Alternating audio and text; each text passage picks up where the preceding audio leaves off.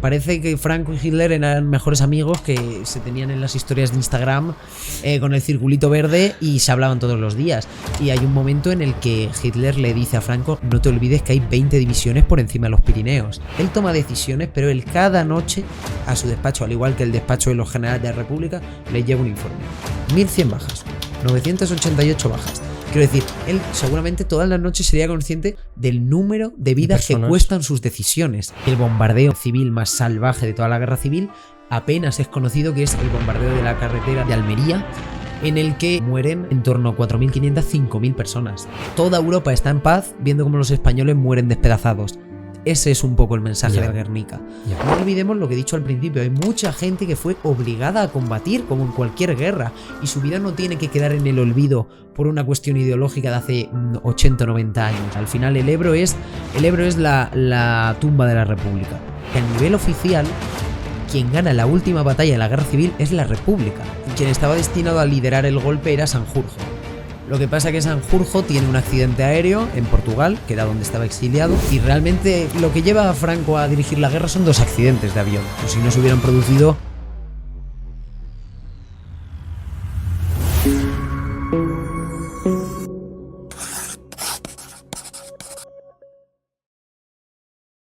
¿Qué tal? ¿Cómo estáis? Bienvenidos al podcast. Viene ahora un capítulo o un episodio que la verdad que me hacía muchísima ilusión grabar y tenía mucha curiosidad por hablar de un tema como este. Además que creo que es un tema del cual no se habla mucho, o de lo que se habla se hace desde una perspectiva muy, muy subjetiva, siempre dando una cierta opinión. Y creo que era necesario también acercar este tema pues también a los más jóvenes. Y me pareció muy buena idea dedicar un podcast entero hablando sobre uno de los conflictos probablemente más importantes de la historia de España, más relevantes. Y estoy hablando de la Guerra Civil Española. Y para ello me puse en contacto con un divulgador histórico que se llama Álvaro Fernández. Eso es, almuerzo historia para los amigos. Bueno, Alberto, encantado de estar aquí, de la invitación. Y sí, bueno, yo matizaría, no es de lo más, es el más importante, sobre todo en la historia contemporánea. Y bueno, yo lo primero, matizar, yo no soy historiador, como tú has dicho, soy un divulgador. Desde hace 5 años divulgo en redes sociales y bueno, al final, para que la gente no se asuste, mi metodología para hablar de los temas que vamos a exponer a continuación es el estudio, la lectura y el contraste. Yo evidentemente no estuve en la Guerra Civil, ni viví el franquismo, es evidente, ¿no? Entonces, quitando esa parte, pues me esfuerzo día a día por intentar seleccionar y nutrirme de la información pues veraz y honesta, claro, para poder pues hacer un análisis histórico y de la realidad pues lo más correcto y objetivo posible, en la medida de mis posibilidades. Porque es que además esto lo comentábamos antes cuando estábamos yendo en el coche hacia aquí. Estábamos hablando, claro, es que al final es cierto que pueda quizás haber algún superviviente. No sé si se conoce a algún superviviente. Hombre, por años sí puede, sí, seguramente habrá gente en España que haya vivido la Guerra Civil, pero quiero decir, nadie que habla de la Primera Guerra Mundial ha vivido la Primera Guerra Mundial, claro, ni nadie que habla de Napoleón ha vivido la era napoleónica. Entonces, bueno, mientras se use una metodología y si uno se sirva de unas fuentes que aporten la suficiente variedad de información en cantidad, en relación con otros eventos, en principio no hay demasiado problema. Claro, o sea, al final podemos hablar de lo que está escrito, que es lo que decíamos antes, ¿no? Si es que tampoco... En el tiempo no podemos viajar, eso desde luego. Muy bien, Álvaro, pues yo tenía muchísimas ganas de que estuvieras aquí. Te lo dije ya en su día también porque es un tema que a mí también sobre todo recientemente, no sé por qué, pues despertó mi inquietud y quería hablar con una persona que tuviese un conocimiento profundo sobre el tema y que creo que además todo lo que se ve, todo lo que se habla de la Guerra Civil Española, además de ser muy controversial, porque siempre queda ese pozo de pues, izquierda, derecha, un lado, otro, y es inevitable entrar en conflicto y opinar desde ese punto de vista sesgado, como que la gente muchas veces intenta evitarlo, ¿no? Y es cierto que sí que tenemos mucha información en muchos documentales, pero es verdad que quizás sería interesante acercarlo y tratar temas un poquito más, bueno, curiosos, cosas que se pasen por alto y no sea esa divulgación histórica tan metódica de te voy a contar paso 1, paso 2, paso 3, paso 4, que para algunas personas puede resultar aburrido, para otras no. Pero bueno, creo que se puede tratar de forma, pues desde el punto de vista de la curiosidad y que todo el mundo debería saber un poco más acerca de esto. Todos sabemos que hubo una guerra en España, una guerra civil. Todos conocemos a ciertos personajes históricos muy relevantes, pero igual convendría indagar un poco más, ¿no?, acerca de esto. Sí, al final la guerra civil fue un conflicto largo, o más que largo, sucedieron muchas cosas.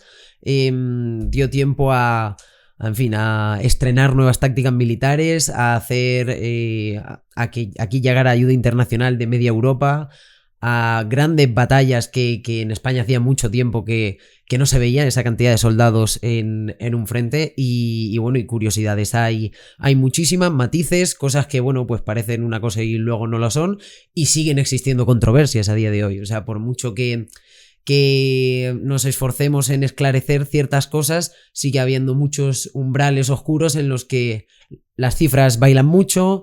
Y hay sucesos incluso que, dependiendo de la fuente que leas, te llegan a negar hasta que sucedió. Estamos, por ejemplo, en matanzas como la de Badajoz. Yo he leído fuentes que luego matizaremos si eso qué es, pero bueno, fuentes que niegan directamente su existencia, por ejemplo. Y al final fue el tema es que efectivamente fue una guerra civil. Entonces, en Europa no se tiene, por ejemplo, la misma percepción de los conflictos entre países europeos, porque digamos que al ser dos estados distintos, el ejercicio de perdón es mucho más fácil, ¿no? Porque, bueno, en el memorial de una de las grandes batallas de la Primera Guerra Mundial, como es la de Verdún, ondean 3 banderas, que son la de Francia, la de Alemania y la de la Unión Europea. Y tú lees los carteles que hay allí y lo entienden como un error común. Eso en la guerra civil no se entiende de esa manera, o al menos yo percibo que no se entiende de esa manera. Hay parte de la sociedad que cree que el culpable es la otra parte y viceversa. Entonces es un tema complejo que, bueno, siempre está bien poder acercar de manera algo menos académica y sesuda a la población civil. ¿Tú crees que a medida que vaya pasando el tiempo iremos ganando objetividad con el asunto? Hombre, yo confío en que sí.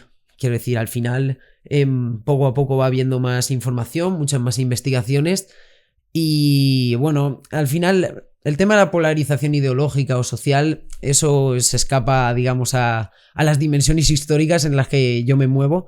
Pero, hombre, yo a día de hoy, por ejemplo, veo una cantidad de información suficiente para uno poderse hacer una idea más o menos general, ¿no?, de lo que fue. Y también en sí lo que ayuda es entenderlo como un proceso histórico. Quiero decir, la guerra civil al final es un pecado común, la inicie quien la inicie, que luego lo explicaremos, pero hay un momento en el que hay que pasar página. Quiero decir, hay que intentar que, caídos de ambos bandos, españoles todos, llevados a la guerra por una cuestión ideológica, por una cuestión de voluntad o por obligación, que no hay que olvidar que mucha de la gente que murió en la guerra civil, tanto en el bando sublevado como en el republicano, fue obligada a combatir. No es que tuviera las ideas de Falange o tuviera las de la CNT, simplemente, bueno, pues la guerra fue geográfica y en función de la provincia en la que te tocaba ir a un sitio o a otro. Independientemente de que también hubo mucha gente que fue voluntaria y concienzudamente por su ideología, pensando tanto para un lado como para otro que iba a construir un mundo mejor. Que ellos es lo que pensaban, ¿vale? Matizo, no es lo que pienso yo, es lo que pensaba esa gente de la época. Bien. Yo creo que tenemos que ponernos en contexto. A nivel oficial, la guerra civil comienza en el 36, en el 1936. Pero obviamente hay un contexto previo, una situación en España que nos acaba llevando hasta el estallido de la guerra civil. ¿Cómo era España en los años 30? Bueno, pues en los años 30 era una España bastante convulsa y bastante polarizada. Sí que es cierto que la polarización comienza a niveles ya grandes a partir de 1934, pero previamente han ocurrido una serie de acontecimientos que han separado mucho los estratos sociales, y en particular una guerra que es bastante poco conocida, que es la Guerra del Rif. España, cuando se hace el reparto colonial, obtiene una serie de territorios en África, entre ellos está la Guinea Ecuatorial, que se conocía como la Guinea Española, el famoso Sáhara Occidental, y una región montañosa norteña, es una franja muy pequeñita, del norte de Marruecos, que es la cadena montañosa del Rif. Vale. Pues esa zona era rica en minerales y a partir de 1909, digamos que los habitantes de allí, los rifeños, comienzan a tener conflictos con el ejército español. El asunto va escalando y una guerra que en principio no se planteaba ni como conflicto bélico, sino como una revuelta civil o un conflicto secundario, pues se transforma en un asunto de Estado importante. En 1911 entra en una fase mucho más seria y la guerra llega a un punto en el que exige muchos soldados y trae muchas muertes. A esa guerra se podía uno escaquear si pagaba lo suficiente para no poder ir. Entonces, claro, eso creaba una frontera muy grande y una brecha entre los que no tenían dinero para salvar su vida y los que sí la tenían. Eso genera una crispación política. Los soldados que vuelven de la guerra vuelven con unas ideas que al final, pues bueno, la realidad les indica que ellos económicamente, si económicamente están en una posición, pueden salvarse del infierno que fue. Y si no, pues no. Y claro, evidentemente ven ahí una injusticia clara y digamos que ahí puede ser también uno de los grandes factores de polarización ideológica. En particular, dentro de esta guerra hay dos sucesos que son muy relevantes. Uno es el desastre de Anual, que es el día negro de la historia militar española. Nunca en ningún otro día de toda la historia de España han muerto tantos españoles, que fue en 1921 y fue, digamos, una emboscada que les hicieron los rifeños al ejército español. Contaban con una retaguardia indígena y luego en la guerra civil también hubo muchas tropas del bando sublevado que eran marroquíes.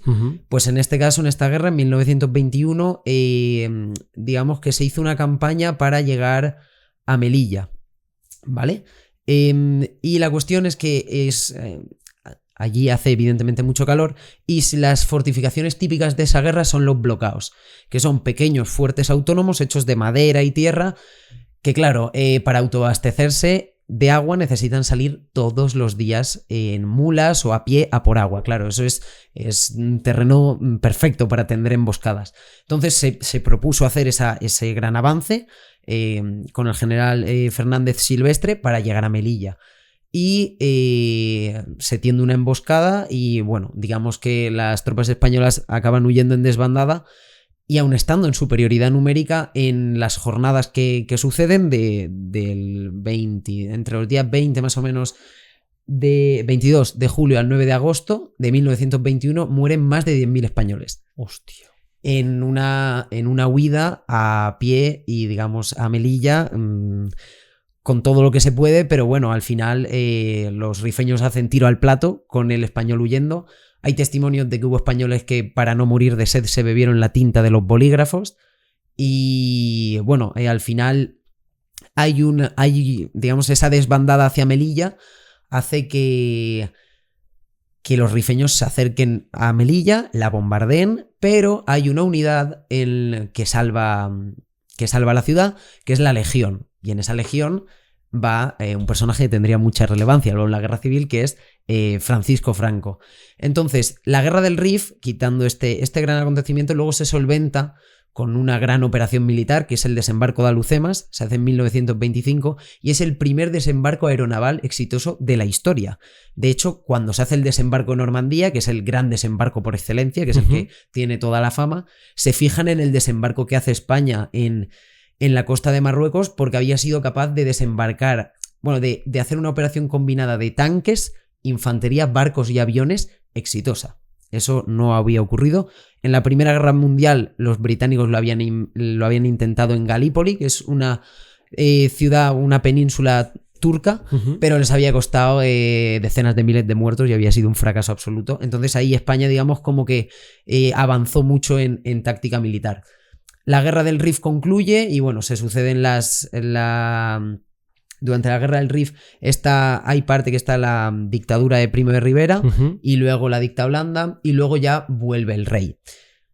claro, la guerra del Rif comenzó en 1909 y acaba en el 27. Es decir, la sociedad es muy larga.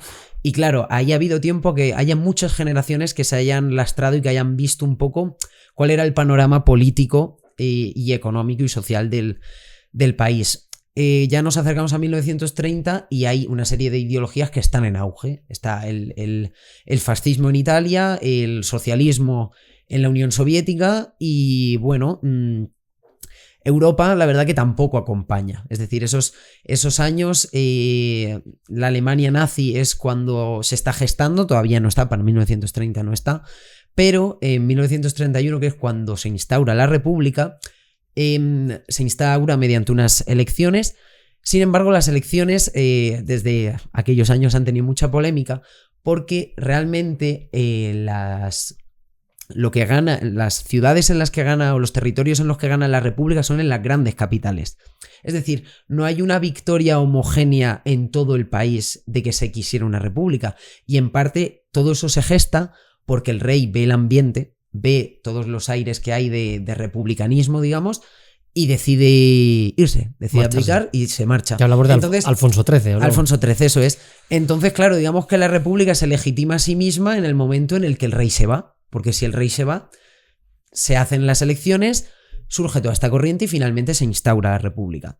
La República fue un periodo breve y fue un periodo convulso, hasta el punto de que, bueno, acaba en la Guerra Civil y en la República hay varios golpes de Estado. Hay un golpe de Estado que lo dan, digamos, la parte nacional o la parte más conservadora, que ahora la verdad no recuerdo el nombre, se me acaba de ir, pero bueno, lo da y no le sigue nadie. Es el golpe de Mola, juraría. Estaba pensando en Mola, pero juraría, no quería meter la pata. Da en principio, Sanjurjo, perdón, hace la Sanjurjada, juraría que es de 1932, ¿vale? Que me disculpe la audiencia con ese lapsus. Y lo que pasa es que ese golpe, que es efectivamente un golpe conservador, no le sigue nadie, absolutamente nadie. Luego, en 1934, ocurre la Revolución de Asturias, que es uno de los mayores alzamientos socialistas que ha habido en España, y quien va a sofocarlo es, de nuevo, Franco.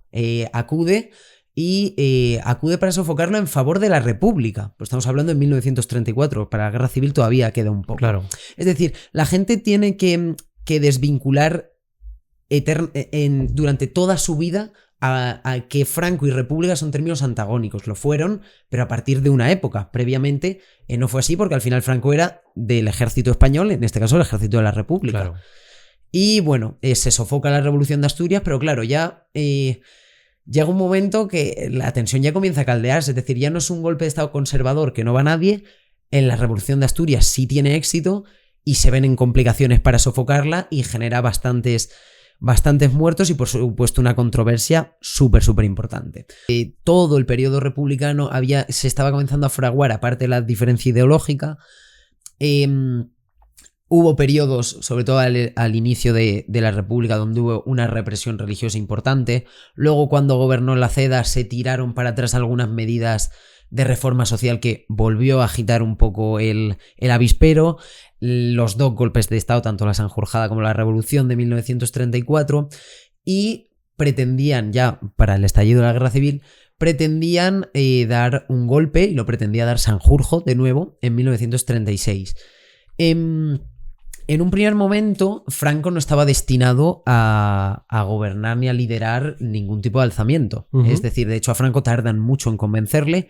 Franco, como otro grupo de militares que se les tenía como sospechosos o simpatizantes de los conservadores, habían sido alejados de los centros de poder, hasta tal punto que Franco estaba en Las Palmas de Gran Canaria. O sea, no estaba cerca de Madrid, ni mucho menos. ¿Y precisamente qué es lo que hacía allí, en Las Palmas de Gran Canaria? No, pues estaba de militar, con sus tareas militares, pero fuera de la península. Es decir, procuraron que digamos, bueno, pues que el centro de poder estuviera libre o que no hubiera demasiados posibles conspiradores. Vale. Esa era un poco la idea. Y el punto ya álgido de cuando estalla la Guerra Civil es que ocurren las elecciones de 1936, en las que se gana, digamos, hay una victoria del Frente Popular, que se aliaron, digamos, el PSOE y y los partidos comunistas. Y bueno, esa victoria no es bien recibida por gran parte de la sociedad. Hay muchos testimonios y hay fuentes que afirman que los recuentos de votos no fueron todo lo justos o todo lo legítimos. Y bueno, hay muchísima controversia en cuanto a esas elecciones. Pero bueno, el resultado es que las gana el Frente Popular. Y ante la victoria del Frente Popular, esa sublevación que Sanjurjo, junto con Mola y otros generales, lleva gestando un tiempo, pues se da la orden y sucede. Y sucede el 17 de julio de 1936. Uh-huh.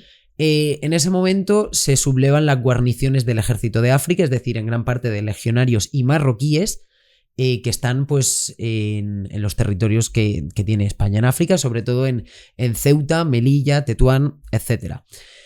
Digamos que cuando estalla la guerra civil, el mapa se sucede en una cadena de, declaraciones de ciudades y regiones que se declaran o no a favor o en contra de la sublevación.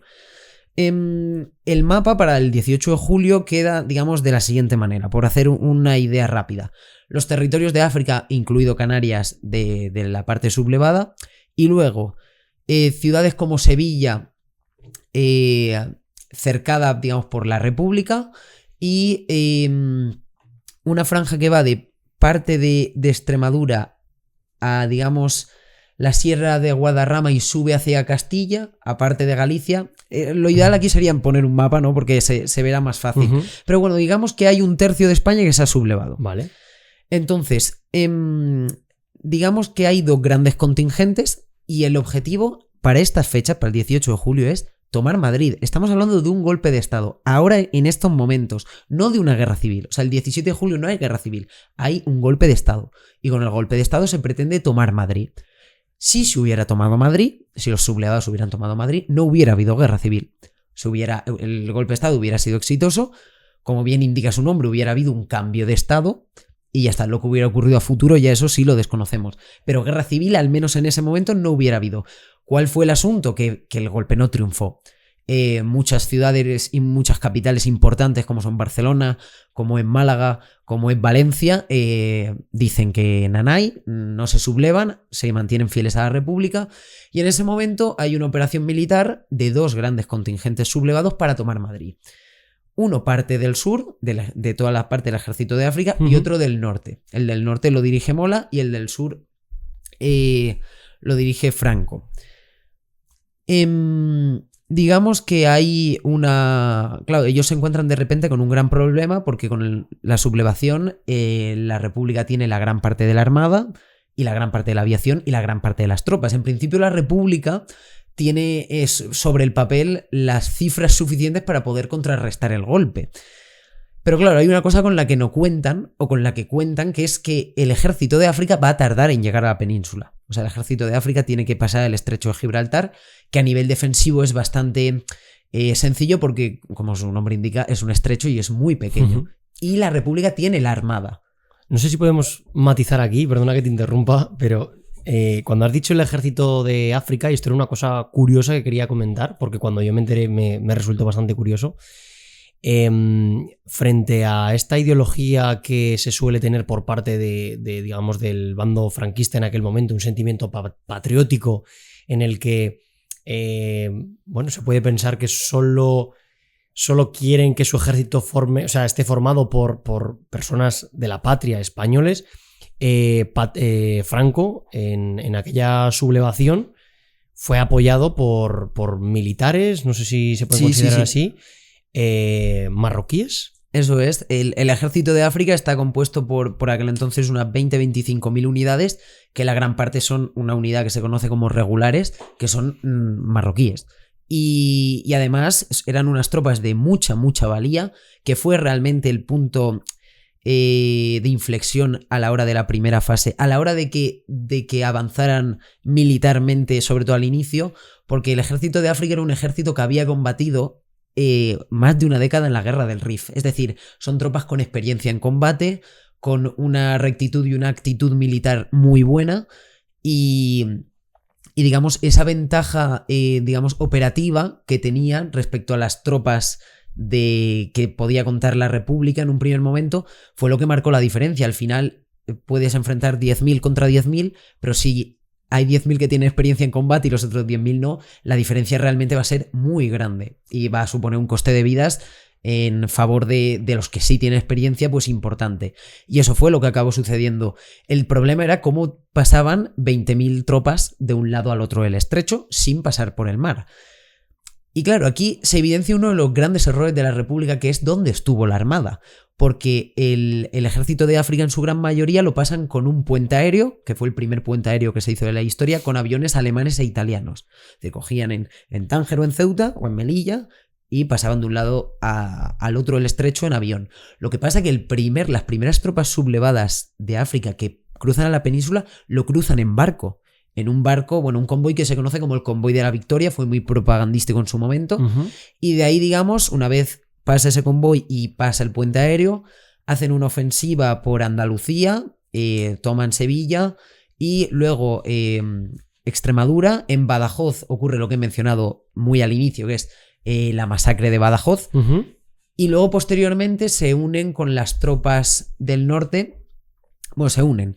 Digamos que se plantan más o menos en el mismo escenario, es decir, las tropas del norte están luchando en la batalla de Guadarrama por tomar la Sierra Norte de Madrid y las tropas del sur se han plantado en Toledo. Y en Toledo es donde ocurre uno de los grandes... toman una de las decisiones importantes del motivo por el que no fue exitoso el golpe, por el que militarmente no tomaron Madrid. Y es que las tropas del sur se detuvieron a liberar el Alcázar de Toledo. En el Alcázar de Toledo había militares y simpatizantes sublevados y en vez de el ejército seguir hacia Madrid o unirse para luchar en la batalla de Guadarrama, decidieron quedarse en Toledo. ¿Eso qué habilitó? Eso habilitó a que la República pudiera prepararse para defender Madrid. Hasta tal punto que llegaron las brigadas internacionales, una parte de ellas, y contribuyeron a una defensa que fue exitosa, porque Madrid nunca fue tomada. En ningún momento de la guerra. Madrid la toman una vez toda la República se rinde, pero en combate no fueron capaces de entrar a Madrid. ¿Podemos especificar qué son las brigadas internacionales? ¿Por quién están formadas? Las brigadas internacionales es un contingente organizado por el Partido Comunista Internacional, por la Comintern, que se organizaban en París, en Francia. Allí acudían, era un grupo de voluntarios, de gran parte del mundo, pero sobre todo europeos, que pues se alistaban para luchar en favor de la República contra el bando sublevado. Y claro, al final el bando sublevado se encuadra con la Alemania nazi, con la Italia fascista, ya desde el momento en el que realizan el puente aéreo, que se sirven de sus aviones, pues había una contrapartida ideológica muy importante en el resto de Europa y hubo muchos jóvenes que se alistaron para combatir. Esto, si podemos matizarlo, perdona Álvaro, lo que estábamos antes intentando comentar también es que la Italia está la Alemania nazi, la Italia fascista, que son los que apoyan al bando sublevado. Y luego tenemos a Rusia, ¿no? A la Unión Soviética. A la Unión Soviética y ¿quién más estaba apoyando? A la República. Reino Unido, ¿no? También. Reino Unido y Francia en un primer momento envía aviones. Francia. Ya, pero no, o sea, no sé. Normalmente no se les cuenta como aliados porque la provisión que hicieron fue súper escasa y muy puntual. Es decir, la Unión Soviética estuvo enviando material y soldados, técnicos, carros de combate toda la guerra. Al igual que Alemania e Italia. Francia envió al inicio de la guerra unos pocos aviones, una veintena de un modelo que se llama Potez, con Z al final. Y Reino Unido, Estados Unidos, incluida Francia también, ayudaron con algún tema de suministros y de combustible, pero no a nivel de armamento. De hecho, en sí, un poco la política de la República durante gran parte de la guerra, sobre todo ya pasado 1937, es aguantar hasta que estalle un conflicto mundial. Es decir, aguantar para que claro, la República estaba viendo cómo Alemania enviaba, por ejemplo, fueron 40.000 italianos a combatir a España en favor del bando sublevado, y la República esperaba que tropas francesas o británicas acudieran igual. Lo que pasa que pretendían alargarlo para que, si estallaba una guerra mundial, como ocurrió pocos meses después del fin de la guerra civil, ya no hubiera una excusa de decir, no, es que la República realmente nosotros no estamos, que se vieran obligados a enviar tropas. Lo que pasa que es una cosa que nunca sucedió. El gran volumen de tropas extra que recibió la República fueron las brigadas internacionales, que demostraron una efectividad bastante notable para tratarse de en gran parte voluntarios, y que tenían su base en Albacete. estuvieron hasta 1938, más o menos, para cuando la batalla del Ebro ya está dando indicios de que se ha estancado tirando para que no se va a ganar. Vale. Y ahí ya deciden retirarlas y bueno, recoger y volverse y cruzar los Pirineos y volverse a casa. Sin embargo, en el tiempo en el que estuvieron aquí, fueron una ayuda de entre 39 y 60.000 hombres. Que demostraron un rendimiento notable en batallas como Madrid, en batallas como Guadalajara, ahí es donde tienen una de sus actuaciones estelares, y fueron un contingente muy útil, muy útil para la República en la guerra. Esto que comentábamos ahora, lo que te estaba comentando, era para que la gente intentara posicionar cómo eran los apoyos de los países europeos hacia España, ¿no? Porque a veces no se tiene muy claro si no tienes un conocimiento un poquito más... Bueno, es algo general, pero quizás muchas personas se desubican cuando dicen, pero entonces, ¿quién apoyaba a quién desde fuera, ¿no? A mí... Luego hablaremos también de las batallas, porque has comentado lo de la batalla del Ebro, y si quieres también, pues... iremos comentando específicamente qué ocurrió y si hay algo en concreto que consideres que es necesario comentar. Estábamos en un punto en el que, por fijarnos en el personaje de Franco, estaba en Canarias, se estaban liberando diversos conflictos ya en España, el ejército africano, en este caso, estaba a través de puentes aéreos y a través de barcos, comentabas que estaba llegando a la península, y en la península, por supuesto, se seguían haciendo esas batallas. En este momento, el personaje como Franco, esta persona, ¿cómo llega, no? ¿Cómo llega? Eso es. Bueno, pues en principio quien estaba destinado a liderar el golpe era Sanjurjo. Lo que pasa es que Sanjurjo tiene un accidente aéreo en Portugal, que era donde estaba exiliado, después de aquel golpe que hizo en el 32. Y bueno, dicen las malas lenguas que el avión se estrelló porque puso mucho equipaje. Cargó el avión de maletas y del peso dicen que se estrelló. Eso es, bueno, una especie de rumor que no se sabe si es cierto o no, pero bueno, la realidad es que él era realmente el director y acabó muriendo en un accidente aéreo, y ese apodo precisamente luego lo heredó Mola, que estaba, como he comentado, con las tropas en la Sierra de Guadarrama y era el que iba a dirigir toda la guerra civil. El problema es que volvió a tener un accidente aéreo. ¿También? Sí, durante la ofensiva de Segovia, pues bueno, no recuerdo si era en un vuelo Segovia frente o del frente a Segovia, se estrelló y falleció. Y en Burgos, que fue la capital administrativa y militar del bando sublevado durante la guerra, tuvieron una reunión, bueno, varias, bastante importantes para ver quién se encargaba ahora de dirigir el ejército.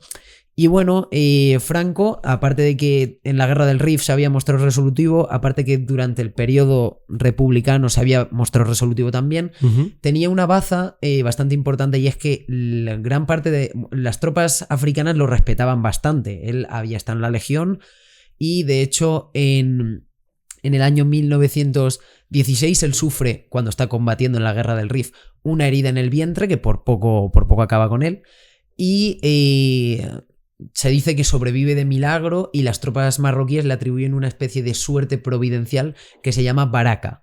Y esa baraka en parte también hace que de cara a la tropa sea una figura interesante o popular de cara a dirigir la guerra. Y bueno, finalmente se acabó demostrando que pues el hombre pues supo dirigirla para el beneficio de su ejército con buena mano. Al final, el bando sublevado, no hay prácticamente un momento en el que siente un peligro real de una rotura de frente inminente o de una caída, pues eso, general de las líneas. Y realmente, finalmente, lo que lleva a Franco a dirigir la guerra son 2 accidentes de avión. Pues si no se hubieran producido, él no hubiera seguramente mandado a las tropas que le hubieran tocado, pero no hubiera tenido un papel tan protagonista como tuvo durante la guerra, y mucho menos como el que tuvo luego en la dictadura. Y comentabas incluso que si no, o sea, estuvo a una bala, a una herida en el vientre de haber muerto. No le daban mucha... Quiero decir, las heridas en el vientre son muy complicadas. Eso,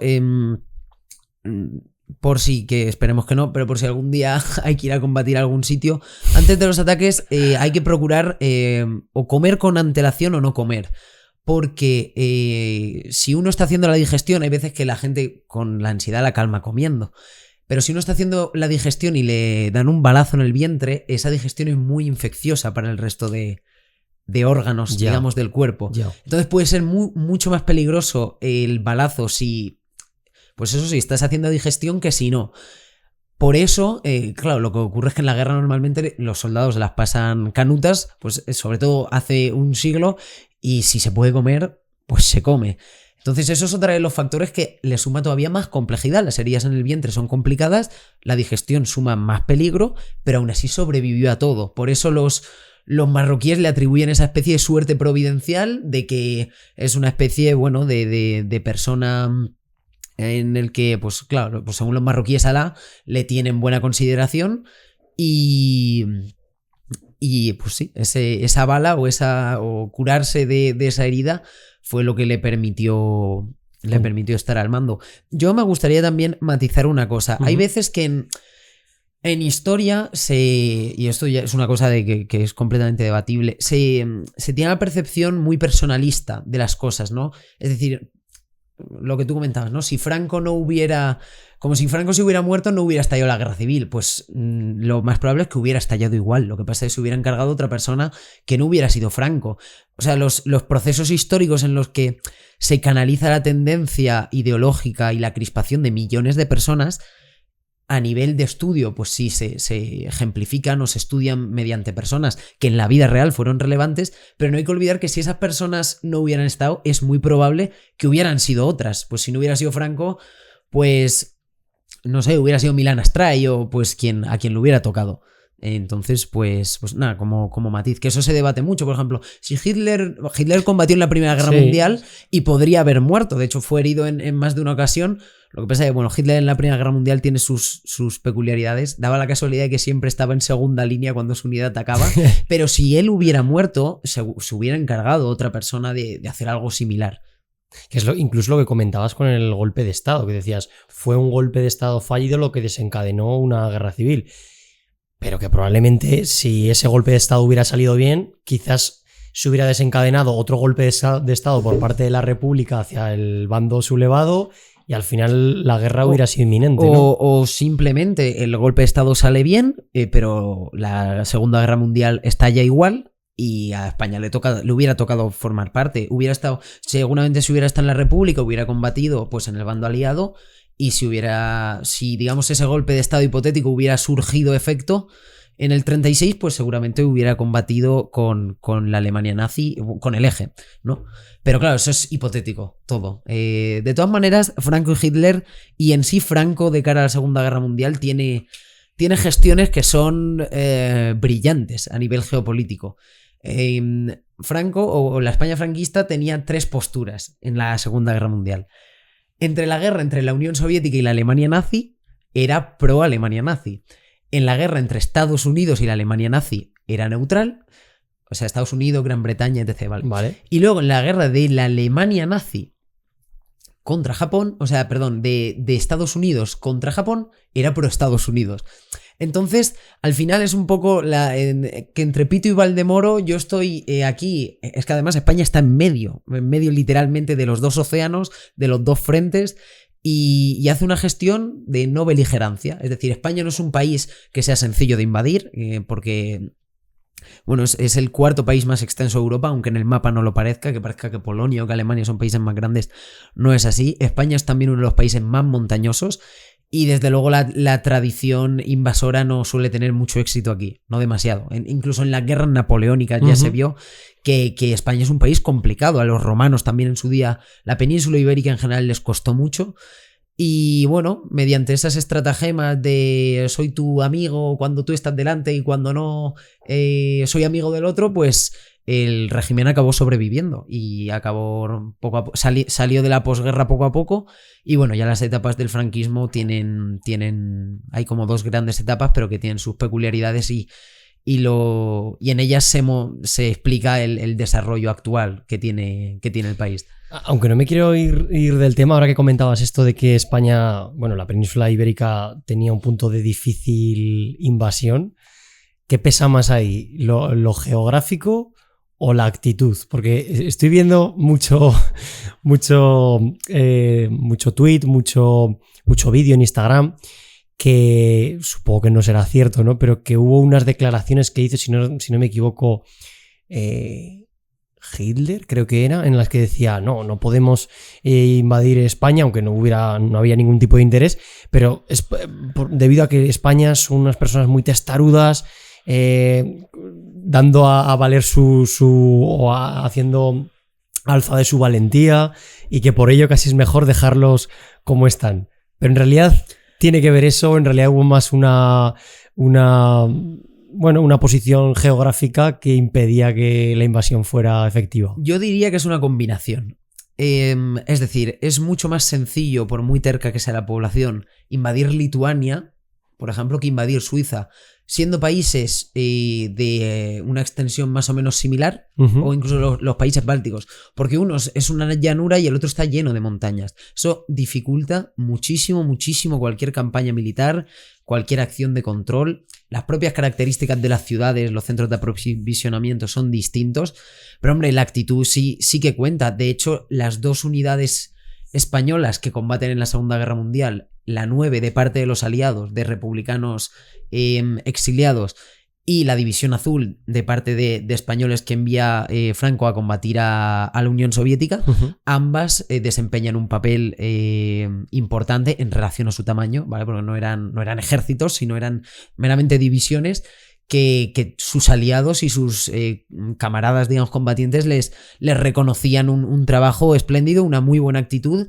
Y bueno, la primera unidad aliada que libera París en la Segunda Guerra Mundial está conformada en parte por españoles republicanos. De hecho, hay imágenes muy famosas en las que la bandera tricolor, la bandera de la Segunda República, ondea en París y todo.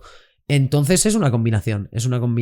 De todas maneras, la Alemania nazi sí tenía un plan para realizar una operación militar en España, que era la Operación Félix, para tomar el Estrecho de Gibraltar. Es decir, se pretendía, digamos, en 1940 los italianos deciden invadir Grecia, pero no les sale muy allá, tiene que ir la Alemania nazi a su rescate, y una vez logran ya conquistar Grecia, valoran cerrar el Mediterráneo.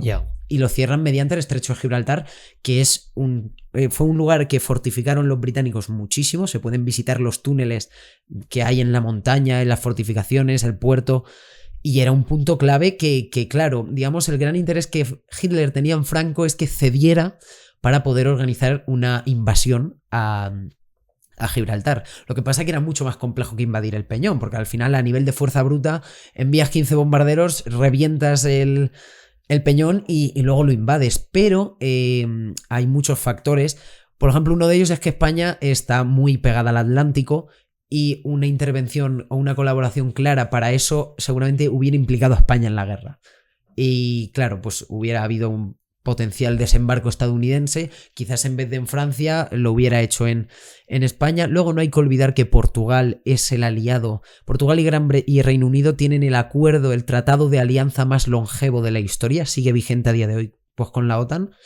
Y claro, invadir Gibraltar seguramente hubiera implicado acabar invadiendo Portugal también. Entonces hay un mapa en el que se explican más o menos las operaciones, que es que las tropas iban bajando y se iban colocando, que si en León, en Badajoz, en Sevilla, en plan como próximos a la frontera de Portugal, vale, por si hubiera que intervenir también y hacer una operación pues mucho más compleja.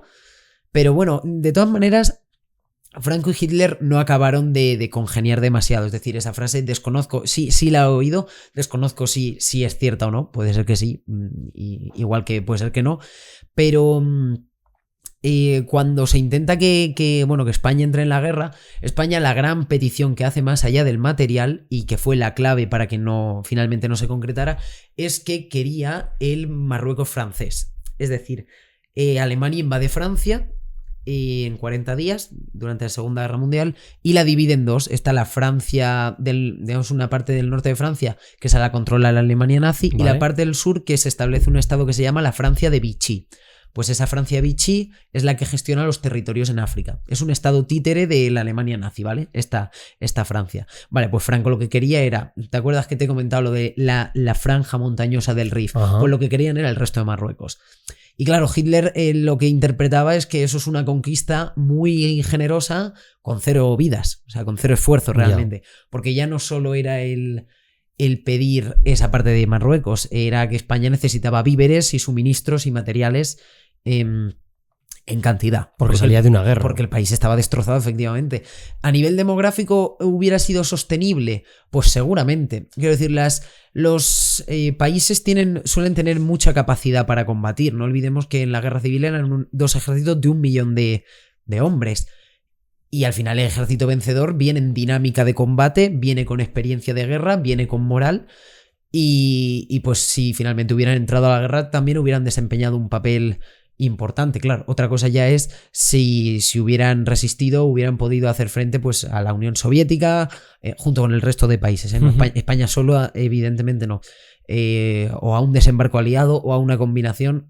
Entonces, bueno, al final Franco logró salir del paso y poder meter a España en una posguerra ya luego europea, pero sin más daños después de 1939, es decir, sin más guerras. Y eso fue todo un éxito porque solo Suiza, yo diría solo Suiza y nosotros y Suecia fuimos los únicos países que se libraron de la guerra en Europa. Esto te lo quería preguntar también, ¿no? Porque yo lo que se suele decir es que España no llegó a entrar en guerra por la situación en la que se encontraba, ¿no? Al final salía de una guerra civil, entonces poco podíamos hacer, pero en realidad, ¿por qué España no participó activamente en la Primera Guerra Mundial? ¿En la primera o en la segunda?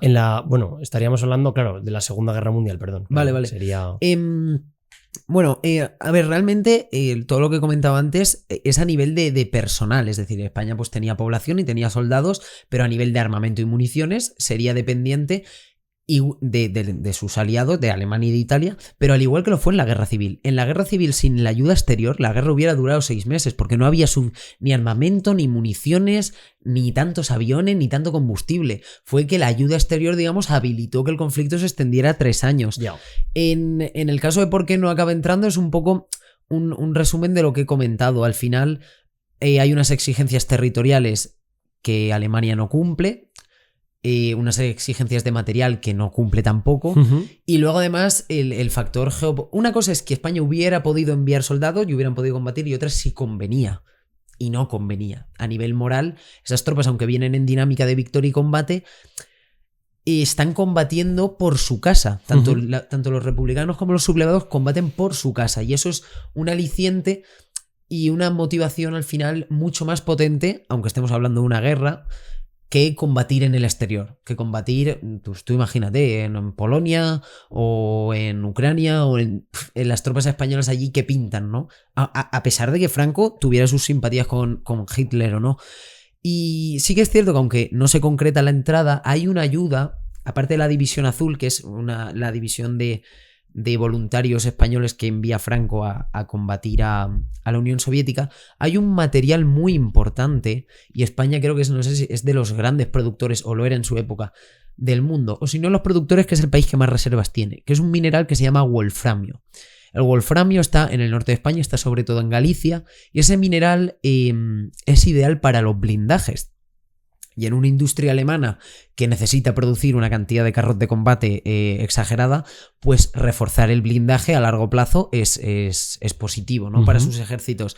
Entonces España por esa parte sí contribuyó. Es decir, paga la ayuda, toda la ayuda que recibe durante la Guerra Civil, ¿sí? La paga en concepto de esa División Azul y con esa exportación de wolframio a Alemania. De hecho, hubo grandes operaciones de espías de los aliados por intentar sabotear e intentar destruir esas minas, Claro. porque allí, y bueno, y había barracones de alemanes y soldados alemanes, era toda una infraestructura montada para enviar todo ese mineral a Alemania. Y esas dos fueron las dos grandes ayudas que España prestó a Alemania durante la guerra.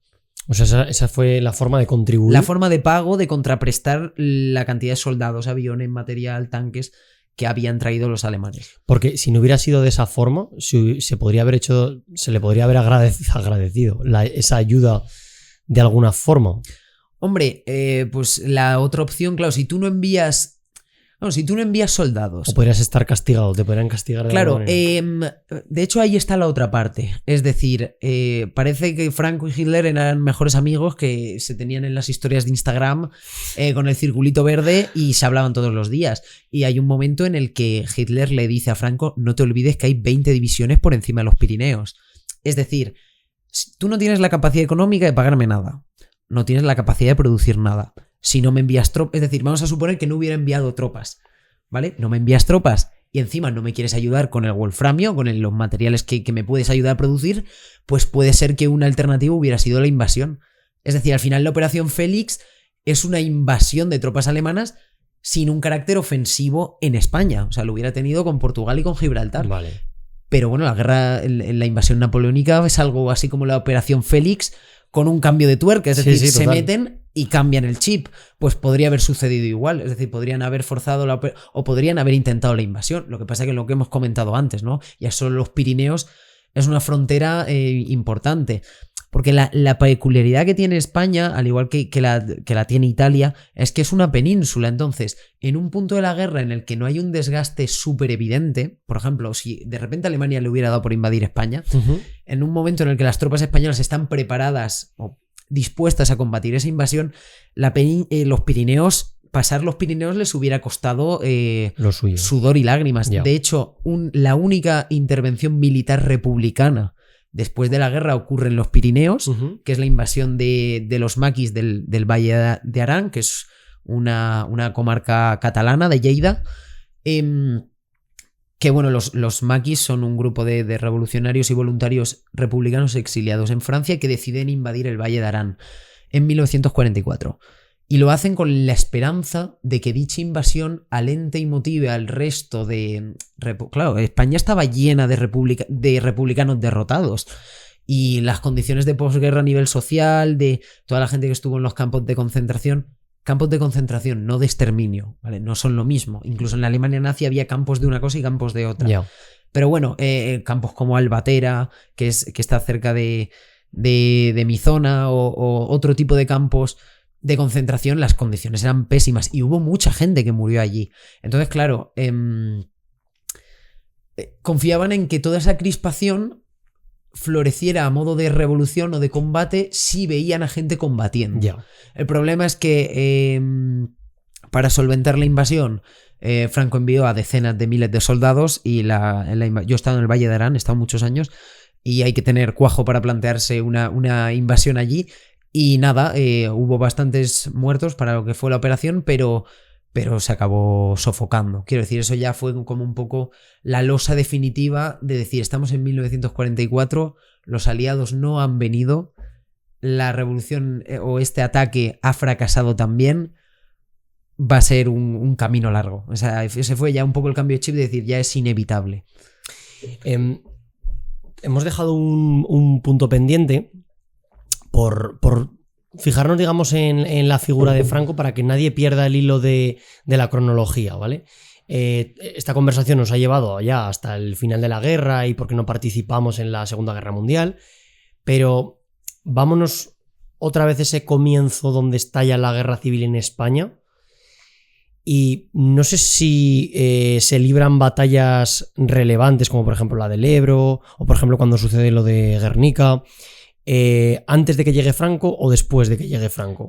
Todas son posteriores. Es decir, en todas las batallas que suceden en la guerra civil, Franco ya está, quiero decir, no es que estuvieran todas, es que ya está en activo, digamos, en el escenario militar.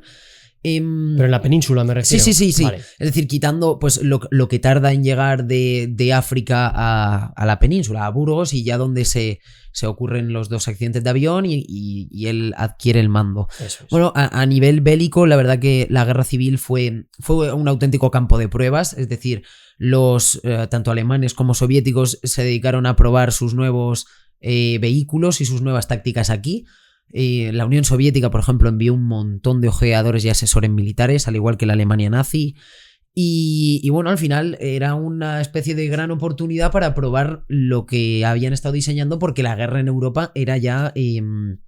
se cernía, quiero decir. Uh-huh. Era cuestión de tiempo. De hecho, hay una serie de pasos muy claros que da Alemania previo a invadir Polonia, pero que sin embargo son invasiones de países o anexiones de territorios. Estamos hablando de países enteros como Checoslovaquia o Austria, y regiones fronterizas como no sé, la ciudad de Memel, que está en Lituania, por ejemplo. Pero Alemania iba pasito a pasito, ya aumentando la tensión. Entonces, bueno, los soviéticos traen un tanque que es el T-26, que es el mejor tanque de la guerra, el mejor blindado, y aparte lo traen en cantidad. Y es tan bueno que Franco da orden de que antes de que se prioriza la captura que la destrucción del vehículo. Es decir, no importa cuántos soldados mueran, pero es mejor capturar los tanques que destruirlos. Porque, bueno, de hecho hubo T-26 que combatieron en el bando sublevado, y de hecho creo que en la base del Goloso, ahí en Madrid, siguen habiendo ejemplares, y en muchos museos puede haber. Eso, por ejemplo, en el tema de los carros de combate, Alemania e Italia no destacaron tanto. En lo que sí destacaron fue en la aviación. Fueron a nivel de número y de efectividad mucho más superiores en cuanto, por ejemplo, a bombardeos. Y aquí quiero matizar una cosa, es decir, efectivamente el bombardeo de Guernica es muy famoso. Luego hablamos de su magnitud o su desarrollo, pero hay muchos sitios que se bombardean en España, y tanto es decir, y bombardea la República y bombardea el bando sublevado. De hecho, el primer bombardeo a población civil lo realiza la República. Cuando estalla la guerra civil, bombardea las plazas de Ceuta y Melilla y Tetuán, causando 8 muertos con objetivos militares, pero que es un bombardeo en zona civil. En zona civil. Sí. Pero quiero decir que no es una cuestión de que sean malos o no, es que ha estallado una guerra, entonces pues en la guerra suceden bombardeos. Los más afectados en cuanto a bajas de largo fue la República, es decir, el bando sublevado. Llega un momento que con la superioridad aérea se toma el lujo de bombardear amplias zonas de Andalucía, de la costa del Levante, y en el tema de Guernica sucede en la ofensiva del norte. Y es que en la sublevación deja aislada a una parte, aparte de la cornisa cantábrica, ¿vale? A las 2 provincias vascas más norteñas, Vizcaya y Guipúzcoa, y luego una parte de Asturias y creo que una región de Cantabria también. Entonces, bueno, el bombardeo de Guernica se sucede en nada. Los ejércitos sublevados tienen que atravesar el pueblo y para cortar la retirada del ejército republicano tienen que destruir un almacén y un puente en Guernica. Entonces, bueno, van una serie de bombardeos y utilizan una táctica, que es ahí donde innovan, que luego se utilizaría posteriormente en la Segunda Guerra Mundial, que es el bombardeo en alfombra. Es decir, en vez de coger y bombardear, es hacer varias pasadas. Y varias pasadas combinando bomba incendiaria con bomba normal para generar unas diferencias de presión y un torbellino de aire que genere un incendio que arrase pues o la ciudad o el sitio o las instalaciones que uno pretende destruir. Ajá. Vale, no te sorprenderá que justo lo que no se destruyó en ese bombardeo fue el almacén y el puente. ¿Sí? Ambos siguen intactos. Yo además tuve la suerte de visitar Guernica, estuve en el museo y estuve viendo un poco, pues aprovechándonos los sitios de allí. Y bueno, el cuadro es la República, o ese bombardeo lo utiliza como un elemento propagandístico muy bueno. En el sentido de que las cifras han bailado mucho. En aquel entonces se creía que eran 2.000 muertos los que habían muerto en el bombardeo. Lo que pasa que yo las investigaciones más recientes que he podido leer hablan de 126, 150. Hostia, difieren mucho. Sigue siendo para un pueblo mucho, quiero decir. Para que nos hagamos una idea, hace poco en Beirut, que es el Líbano, y cuando hace un mes o así Israel invadió el país, hubo un día que bombardearon con bastante dureza la capital y hubo 500 fallecidos. Claro, tú haces la comparación de la población de Guernica y de la población de Beirut y tiras de matemáticas y la proporción realmente es muy, muy elevada. El cuadro sirvió para financiar y para traer mucha ayuda exterior y muchas miradas, quizás no tanto en material, porque el bombardeo de Guernica sucede en abril de 1937, donde es cierto que la guerra está en un punto que todavía no está claro ahí quién va a ganar todavía, pero es cierto que no está en favor de la República tampoco, la República no se ve como un vencedor claro, pero el cuadro y el bombardeo pues contribuyó a atraer mucha mirada y mucha atención. Pero bueno, hay muchísimos bombardeos mucho más mortíferos. El en Valencia, en Madrid, en el mercado de Alicante, y el bombardeo más civil, más salvaje de toda la guerra civil, apenas es conocido, que es el bombardeo de la carretera de Almería, en el que mueren, es un bombardeo combinado aéreo y naval, que por la carretera de Almería están huyendo civiles y mueren en torno a 4.500, 5.000 personas. Es muchísimo. ¿Quién hace ese bombardeo? Es el bando sublevado. Y a mí, yo cuando lo descubrí me llamó la atención porque es apenas conocido. Es decir, en la región sí, en Málaga y en Almería se lo conocen muy bien, pero yo tardé tiempo en descubrir, porque Guernica es como que ha ganado la fama, pero hay otros bombardeos que han cargado la lana. Y bueno, en Granollers, en Barcelona, hay muchísimos sitios que las víctimas fueron muchas más. ¿Y por qué crees que prevaleció ese bombardeo en Guernica? Precisamente por lo que dices. Por el cuadro. Claro, por el cuadro. Por el cuadro. Quiero decir, no es que en sí el suceso no sea relevante, no sea interesante, ¿no? Pero vamos a ver, Guernica tiene una fama mundial. En el bombardeo de Granollers, sí, atendiendo a las últimas cifras, muere más gente que en Guernica. O en el bombardeo del mercado de Alicante, y no son tan famosos. O de Málaga. Rinde porque Pablo Picasso hace una exposición en la que el cuadro es conocido mundialmente. Entonces Guernica queda como reflejo del horror de la Guerra Civil Española y al final es lo que ha quedado un poco, ¿no? Pues en el imaginario colectivo. Qué curioso. No sabes, o sea, el arte influye también incluso en luego incluso los itinerarios académicos, ¿no? Las nociones generales de un acontecimiento o no. Pero, y a nivel propagandístico, que decías que para la República eso fue le sirvió, fue como un arma para poder realizar una propaganda a su favor. Sí. En este caso el cuadro también sirvió para ello. Claro, o sea, al final el cuadro lo que refleja es digamos, la destrucción y el caos y la muerte de un bombardeo. Además, en el museo, si la gente puede visitarlo, está muy bien. Hay una sala en la que te meten que lo recrea. Y tú estás como tranquilamente, estás como comiendo, no sé qué, y comienza la sala a temblar, se apagan las luces, las sirenas, qué guay. Está bastante bien.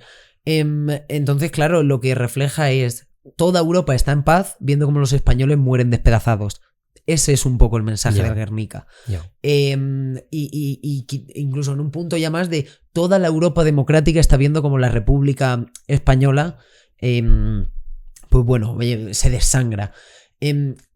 Que la República pasa políticamente incluso durante la guerra por muchas fases. Es decir, no allí va, y de hecho conforme la guerra se va alargando y se va perdiendo, cada vez la inestabilidad dentro del régimen republicano pues es mayor.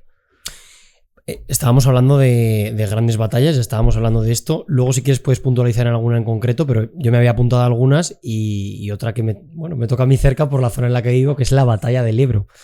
Que, si no me equivoco, es una batalla bastante relevante por todo lo que sucedió ahí. Es la batalla más importante de la guerra civil. Es tanto el punto de inflexión definitivo como el lugar en el que más soldados, tanques, aviones se reúnen.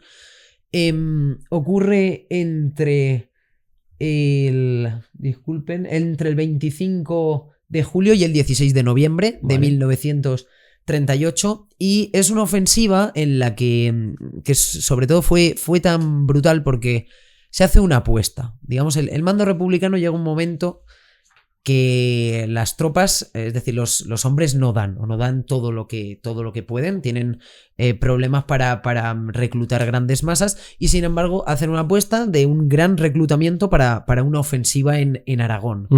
De hecho, en Aragón suceden otras 2 batallas muy importantes que son la de Belchite y la de Teruel. Pues bueno, el ejército del Ebro a nivel también de moral pues también ayuda, es decir, de hecho hay una canción muy, muy famosa que dice el ejército del Ebro, rumba la rumba, que seguro que si la gente lo busca en YouTube o le suena la podrá encontrar, porque claro, la guerra no parece ir muy bien, pero hemos logrado reclutar un ejército de 130.000 hombres y ahora vamos a hacer aquí una contraofensiva y vamos a cambiar la guerra. De hecho, el reclutamiento y la campaña se hace con ese mensaje, es decir, vamos a esforzarnos todos por intentar cambiar esto de una vez, pero vamos con todo. O sea, de hecho, llega un momento que se reclutan quintas, que se conocen como las quintas del biberón, que son chavales de 16, 17, 18 años, que muchos de ellos son menores y que se alistan en las filas y cruzan el río y participan en la ofensiva. Pero bueno, hay una peli catalana, no recuerdo el nombre, la vi hace años, muy buena, que habla, o a mí me pareció que estuvo entretenida, que habla sobre una de las quintas del biberón que participa en la batalla del Ebro y todo lo que supone a chavales tan jóvenes, incluso menores, que no es su obligación siquiera a nivel militar ir a combatir, el ir y enfrentarse a aquello, porque la ofensiva pilló por sorpresa, y eso es cierto. Franco no se esperaba que en el Ebro decidieran hacer una apuesta tan grande. Lo que ocurre que la apuesta por la artillería, por la aviación, fue muy masiva por la parte de la República, pero el bando sublevado no se quedó corto y también respondió con fuerza. De hecho, a nivel acumulado, finalmente acaba reclutando, acaban combatiendo en la batalla del Ebro por parte del bando sublevado, te he dicho que había 130.000 republicanos, pues acaban combatiendo 185.000 sublevados. Es decir, se juntan casi 300.000 personas allí y es una de las batallas, además es la batalla más sangrienta, rivalizando con la de Teruel, en la que, se extiende durante 3 meses. Y hay un uso muy intensivo de la artillería, se realizan, hay muchas líneas de trincheras. Esa batalla, según testimonios que he podido leer, recuerda a las de la Primera Guerra Mundial, en las que la tasa de mortalidad pues es muy elevada y el sacrificio es importante. Entonces, la batalla finalmente, por una cuestión táctica, se convierte en una batalla de desgaste, que es un poco lo que está sucediendo ahora en Ucrania y la esencia de las batallas en la Primera Guerra Mundial.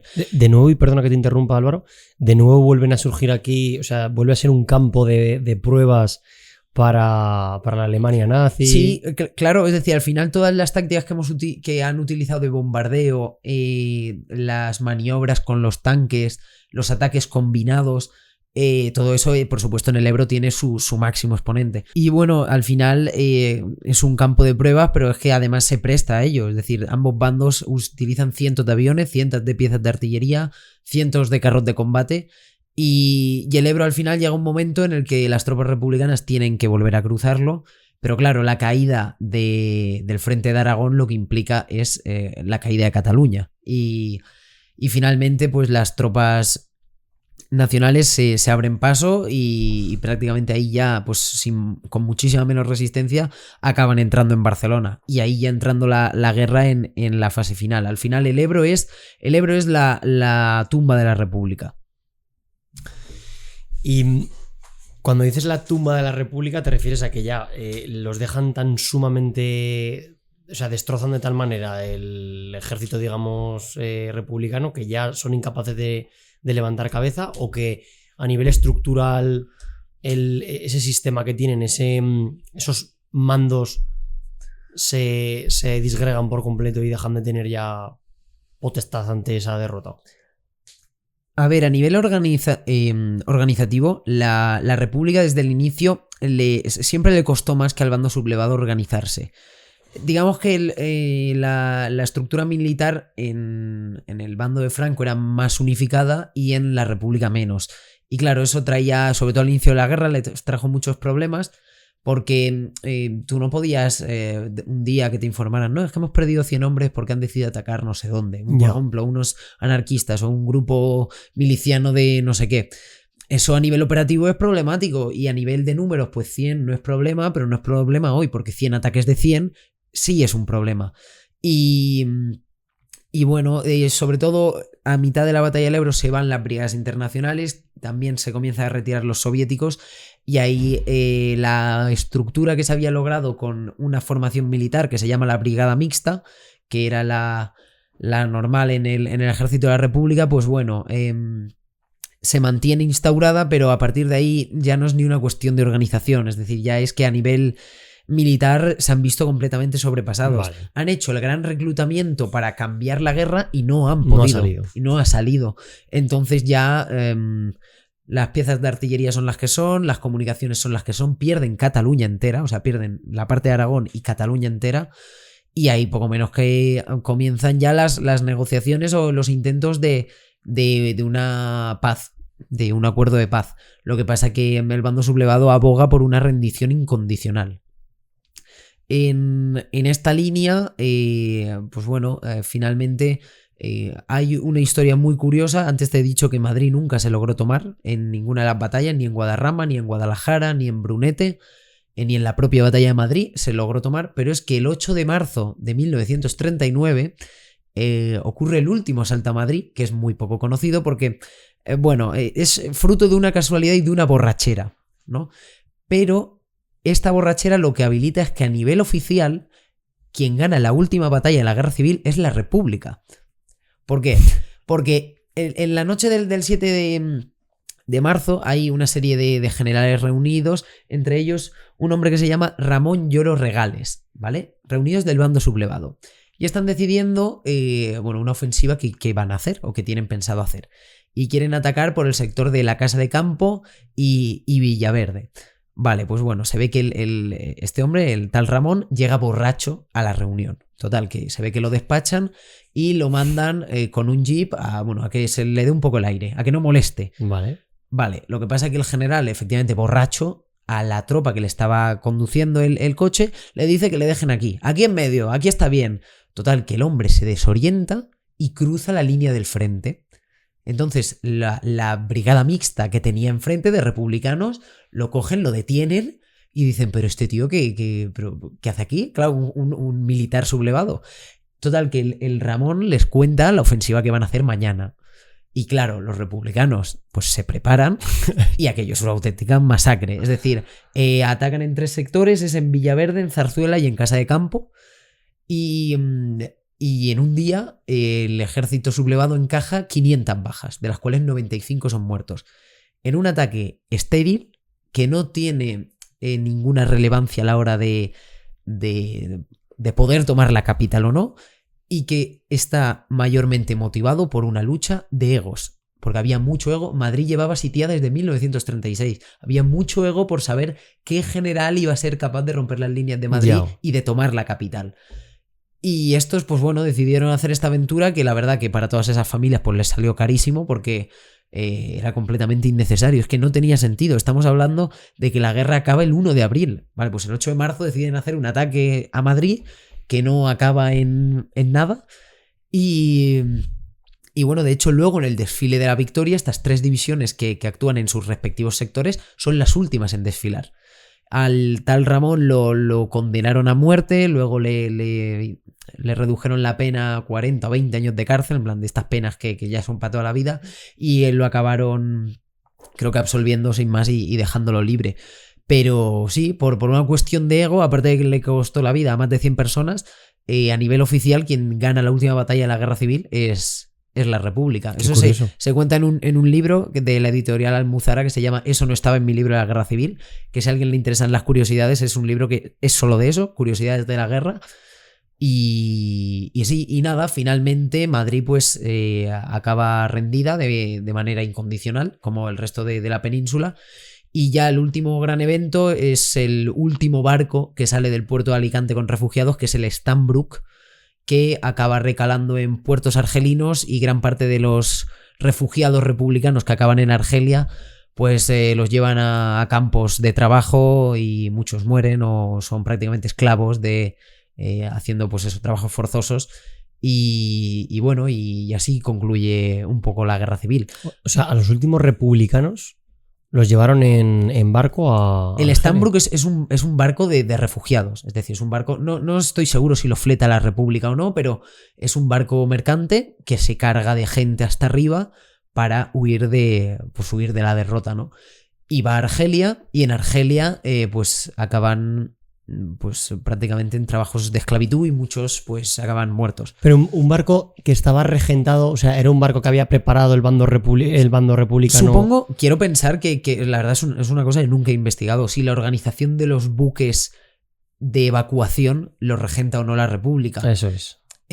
Lo desconozco, pero en todo caso, bueno, pues si no era un buque mercante que quizás tenía destino en Argelia, y bueno, lo que pasa es que una vez llegó a Argelia, pues ya las cosas que les sucedieron a esa parte de españoles, pues fue bastante tortuosa, y luego la gran parte de los que huyó por el Pirineo acabaron en campos de concentración del sur de Francia, bajo bandera francesa, en los que estaban, bueno, en condiciones insalubres y también condiciones muy malas. Hubo muchos de ellos, de hecho, que decidieron volver a España porque consideraban que era mejor intentar rehacer la vida en el nuevo régimen que seguir en esos campos hasta morir de hambre.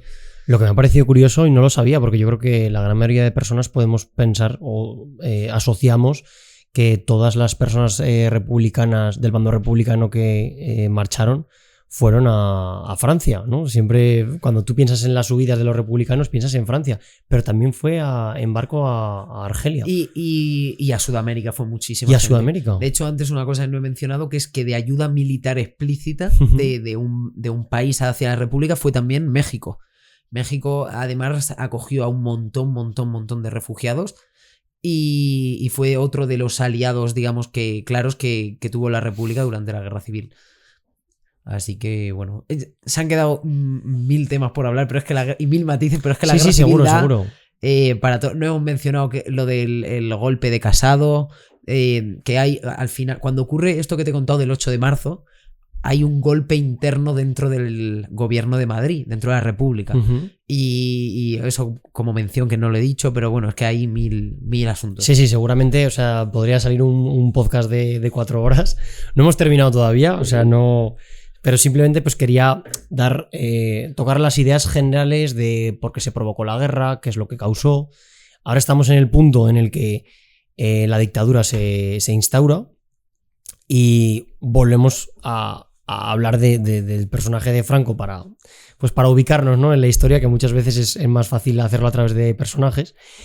Y yo quería dedicar un momento para hablar de él, ¿no? Porque al final, pues...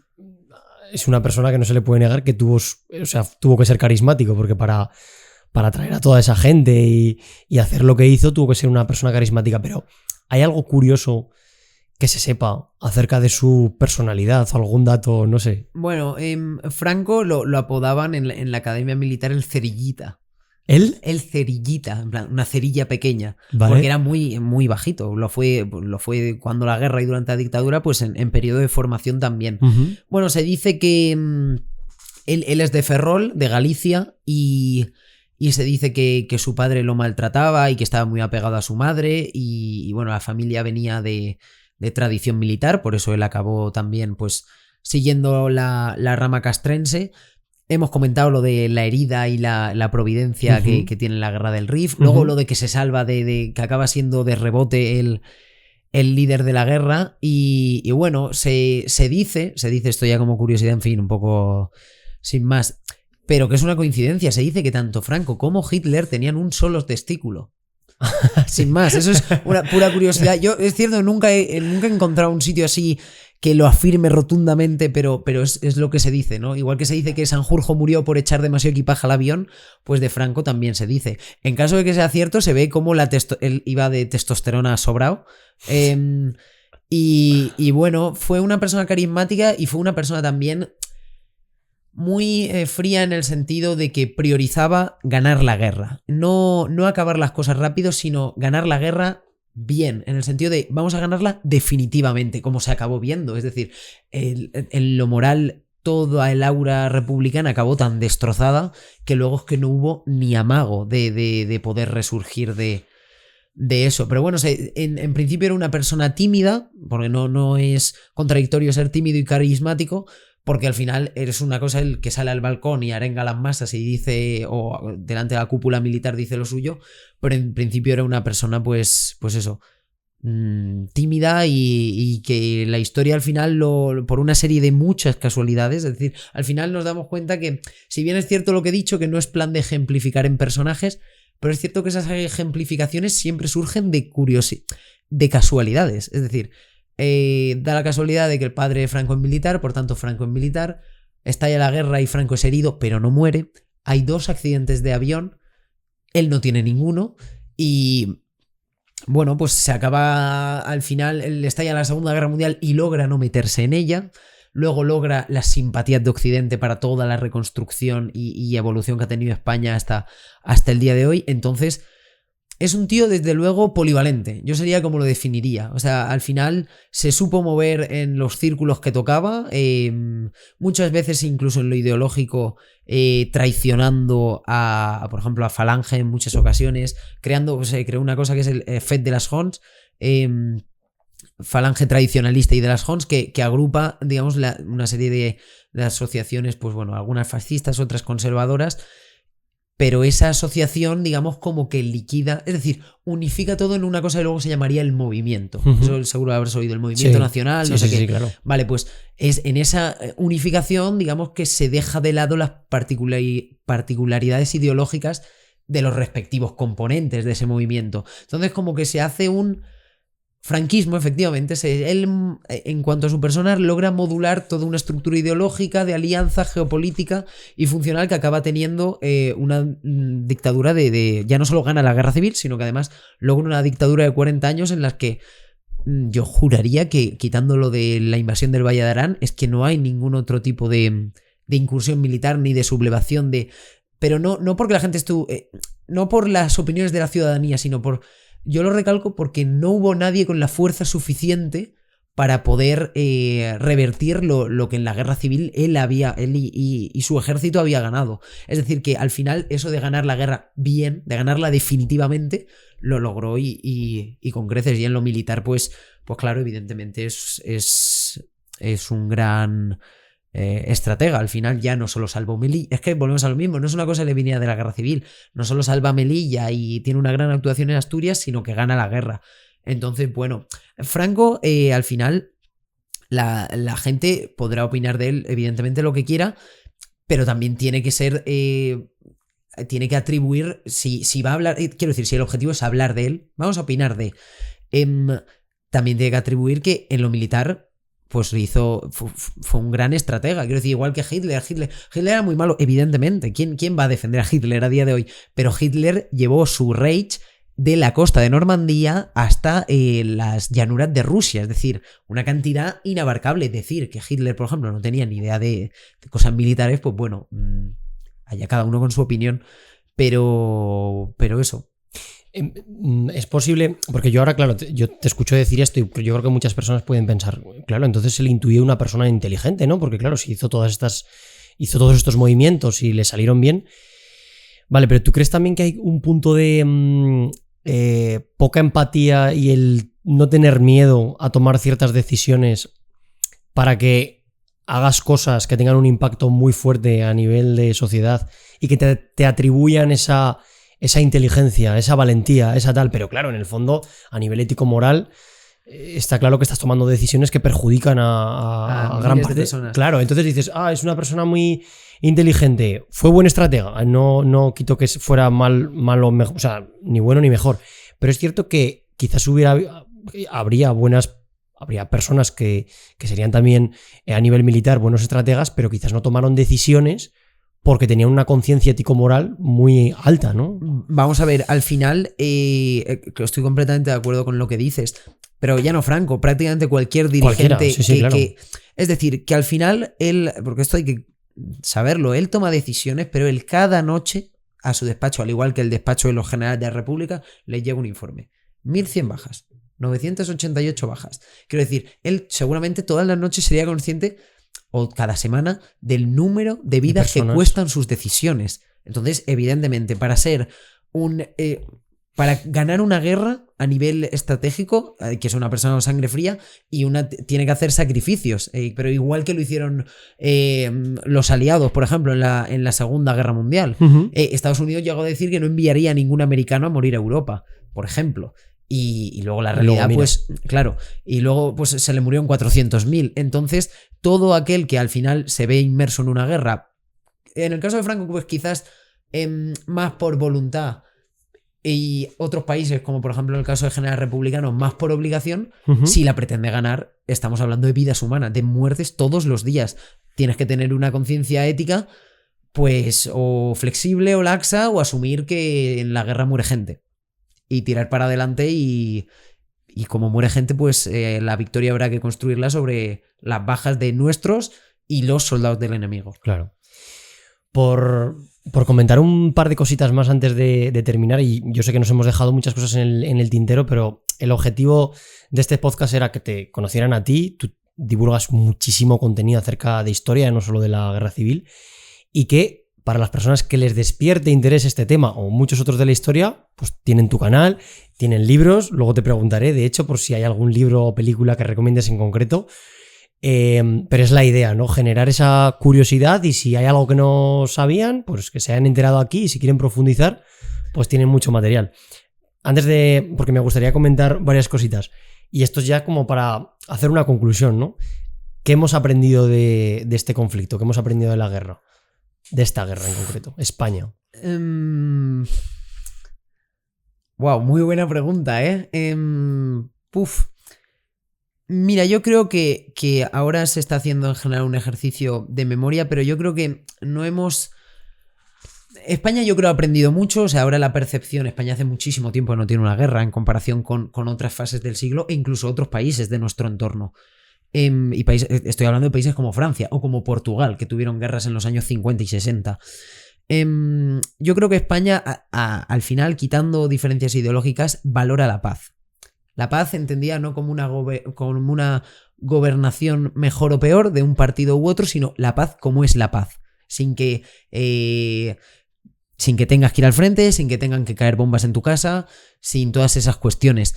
Entonces yo creo que ese realmente fue el gran aprendizaje. Y bueno, al final también toda la oleada de democracia y de libertad que vino después de muchas restricciones del franquismo. El franquismo tiene dos etapas, una mucho más restrictiva que la otra, la primera sobre todo, pero al final no deja de la sociedad que vio que quería un modelo de sociedad diferente, ¿no? Y yo creo que por muchos años eso se ha construido con la ayuda de ambos bandos ideológicos, ¿no? Al final yo creo que puede ser que haya gente mala, pero yo creo que todo aquel que tiene unas ideas las tiene porque cree que son lo mejor, ¿no? Puede estar más acertado o menos, pero yo creo que esas dos cosas, la paz y lo que es valorar una sociedad o aspirar a una sociedad democrática y más libre. Lo que ocurre que a mí es cierto que me da algo de pena porque, bueno, tú viajas por Europa y lo que he comentado muy al inicio, ¿no? De que las cosas las tienen como un pecado común. Y eso aquí cuesta. Cuesta entender que yo, como pecado común, no quiero decir que no haya un responsable o un detonante claro de la guerra. Quiero decir, yo, al final, cuando se habla de bando sublevado, una sublevación es lo que es. Pero llega un momento que la intención es estudiarlo sin... Que este podcast se pudiera emitir y la gente discutiera sin ideología, o ya no sin ideología, sino... sin enfocarse en el partidismo, ¿no? Sin más, quiero decir, yo no viví la República, tampoco ni viví Franco, ni el franquismo, ni la Guerra Civil, y nadie de los que nos está escuchando ha vivido la Guerra Civil como combatiente, seguro que no.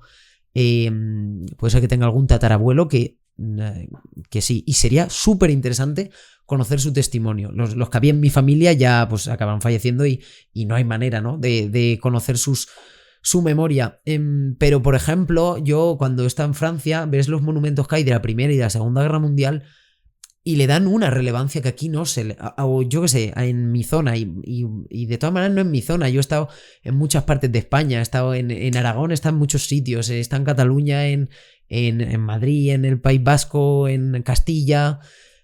y no hay monumentos, apenas hay cosas de la guerra civil. En mi ciudad, el monumento a los caídos a la República, porque es una ciudad de la Comunidad Valenciana, es una piedra a la sombra detrás de un mercado como a módulos, que pasa completamente desapercibida. Es decir, el número que fuera de personas de mi ciudad que murieron en la guerra civil, fueran de la República o fueran del bando sublevado, se merecen un monumento que los recuerde, porque no olvidemos lo que he dicho al principio, hay mucha gente que fue obligada a combatir como en cualquier guerra y su vida no tiene que quedar en el olvido por una cuestión ideológica de hace 80 o 90 años. Entonces yo creo que a lo que hay que ir es a estudiarlo, a comprenderlo y a intentar que no vuelva a suceder. Por favor, esperemos que no sea así, pero quiero decir, no sirve echar las culpas ahora, es que hay veces que me parece un poco... ilógico, quiero decir, ¿quién va a discutir que el bando sublevado dio un golpe de estado, se sublevó contra la República y fue el detonante de la guerra civil?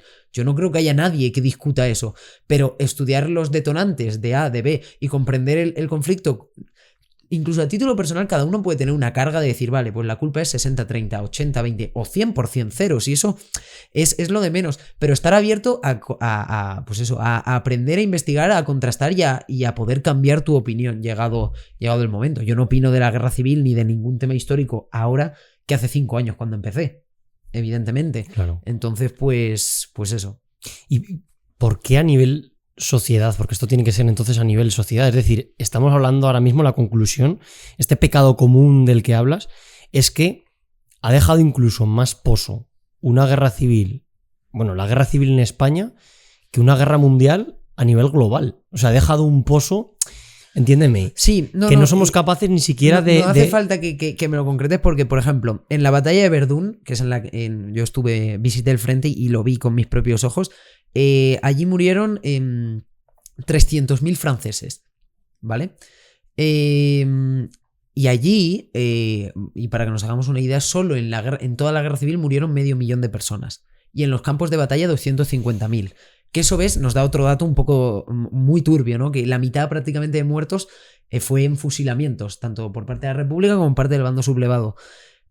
Pero allí, a pesar de la cantidad de muertos, que es inmensa, y os puedo garantizar que he estado allí en el cementerio que abarca una barbaridad, allí lo que he dicho, ondean 3 banderas, ondean la bandera de Francia y la bandera de Alemania, y los franceses podrían decir, no, es que fueron los alemanes quienes nos invadieron, porque fue así. No hay ningún historiador que te discuta que fue Alemania la que primero agredió a Francia, pero no están... O sea, su actitud no es de decir, oh, tú alemán de 80 años después eres culpable de... ¿Sabes? Y eso es una cosa que aquí, o es mi percepción, que cuesta más, pero cuesta más porque es un conflicto civil, porque no es entre 2 estados, es que entre 2 estados es más sencillo reconciliarse, es más sencillo ceder porque toda tu unidad, que es tu panorama nacional, está unido en una cosa. Ya. Aquí no, aquí como hay una división, pero bueno, yo de todas maneras también creo que eso se ha avanzado muchísimo, quiero decir, no quita que la gente pues lo comente o no de una manera u otra, y creo que ya realmente el gran pozo es a nivel ideológico, pero no relativo a la guerra, sino relativo a la política actual, sin más. Bueno, no, es que no veo a la gente reprochando, diciendo, no, es que el bando sublevado, claro, como hizo el bombardeo de, yo qué sé, de Barcelona, pues ahora tú defiendes... No va tanto por ahí, no va por el desarrollo militar de la guerra, sino más porque, bueno, el franquismo fue al final lo que consolidó todo lo que se fraguó en la guerra, el franquismo lo consolidó, y aunque evidentemente por el paso del tiempo hubo una mejora general, igual que no hay gente o apenas hay gente que ha vivido la guerra civil, una gran parte del país sí ha vivido el franquismo. Y esto no es ningún misterio, cada uno en su familia seguramente tendrá partes que lo cuenten en una película muy diferente. Yeah. Incluso, ya te digo, dentro de tu propia familia. O tu familia opina una cosa y la familia de tu pareja opina una muy diferente. Entonces, claro, ahí encontrar un punto común es realmente la solución es decir, mira, esto pasó hace mucho tiempo, buscar soluciones, aprender y procurar que no vuelva a suceder. Lo que está claro es que eso, desde luego, es ahora mismo responsabilidad de las nuevas generaciones, de nosotros, bueno, nuestra responsabilidad y de las generaciones venideras. Y pues para eso lo primero que creo que es que hay que informarse, hay que tener información objetiva, y lo que pueden hacer es ver este podcast, ver tu canal o leerse libros o ver películas. Yo no sé si si tú recomiendas algún libro que has leído, alguna película que hayas visto que refleje muy bien este escenario. Mira, a modo de peli, ahora van a sacar, además creo que la sacan el 13 de diciembre del 2024. Van a sacar una que se llama Es el enemigo, en pregunta, ¿es el enemigo? Como si estuviera llamando al teléfono. Que es una peli de la guerra civil de Gila. Eso te iba a decir. Sí. Y nada, yo iré a verla porque tengo ganas, pero bueno, películas, pues la de Mientras dure la guerra, que salió hace un par de años. Vale. La vaquilla es una película cómica, pero que también te deja un poco ver matices y absurdeces un poco del conflicto, ¿no? De que nos vamos a matar, pero somos de la misma provincia, vamos a las mismas fiestas patronales, hace 2 años íbamos al mismo campo de fútbol. Y bueno, y luego en cuanto a literatura, yo normalmente lo que recomiendo para tener una visión general y más o menos profunda es La Guerra Civil de Hugh Thomas. Hay una edición de bolsillo que es súper accesible, no sé si vale 12 o 14 euros.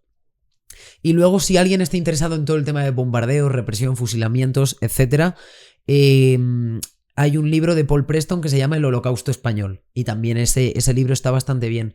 Pero bueno, yo por ejemplo he visto vi hace un año un libro, una publicación que era, por ejemplo, se llamaba creo El oro de Mussolini, que era la ayuda, hemos hablado mucho de la ayuda que España le prestó a Alemania, pero si te das cuenta de Italia no hemos dicho nada. Y se ve que en esa publicación se explica que sí la hubo. Yo no he tenido el placer de leerlo, lo tengo en mi lista de pendientes, pero bueno, como os podréis imaginar es larguísima. Y bueno, yo creo que con esos 2 libros son sesudos, ¿eh? Quiero decir, son legibles, pero son gordos. No es un libro de 20 páginas. El que he recomendado antes de eso no estaba en mi libro de la Guerra Civil. Puede ser de un perfil más divulgativo, más introductorio y más ameno, ¿no? Que quizás si te quieres meter y te quieres continuar dentro de la Guerra Civil, pues mejor léete ese primero, que te suenen un poco las cosas. Y luego también una cosa que ayuda mucho, va a parecer muy simple, pero es, no sé algo, lo busco en el momento. Total. La batalla de Jarama, ¿cuándo fue o cuántas tropas hubieron? Pues busca batalla de Jarama. Y aunque no tengas una fuente ultra macro mega fiable en el momento, pues tienes una estimación. La fecha seguramente esté bien, no se habrán equivocado, y a raíz de eso tú vas poco a poco construyéndote tu galería de acontecimientos, ¿no? A nivel mental, y luego ya también llega un momento que es tu propia parte, desarrollar teorías, hacer valoraciones, y hay mucho. Tu interpretación no te la va a decir el libro, o sea, el libro te va a contar los acontecimientos, pero sin ir más lejos, lo que hemos comentado de la Armada. Yo lo de la Armada de la República lo teorizo porque sé cómo estuvo el tráfico marítimo en ese momento, la cantidad de efectivos de uno y otro, y pues desarrollas esa teoría, pues sin más, puede ser más acertada, menos. Al final la historiografía también consiste un poco en eso, en investigar y proponer nuevas soluciones.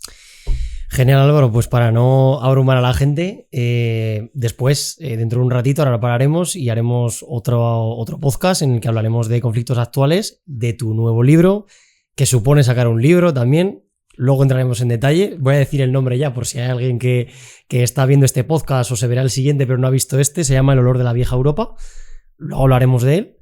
Y bueno, darte las gracias por... Bueno, me despido, aunque luego me volveré a despedir otra vez, pero por si la gente no se ve el siguiente capítulo o viceversa, pues que muchas gracias por estar aquí. Pues nada, a ti por la conversación, la disfruto un montón y siempre es un placer hablar de historia, de guerra y de la guerra civil, aunque sea peliagudo y bueno, y decir desde aquí que todo esto es desde la máxima humildad posible. Me he podido equivocar en alguna cosa, cometer algún error, alguna imprecisión. Yo estoy abierto a debate, a seguir aprendiendo, como siempre, y nada, lo mismo, no soy historiador, esto lo hago por afición y ya está. Muchas gracias por escucharme y espero que os haya gustado el programa. Muchas gracias, Álvaro. A ti.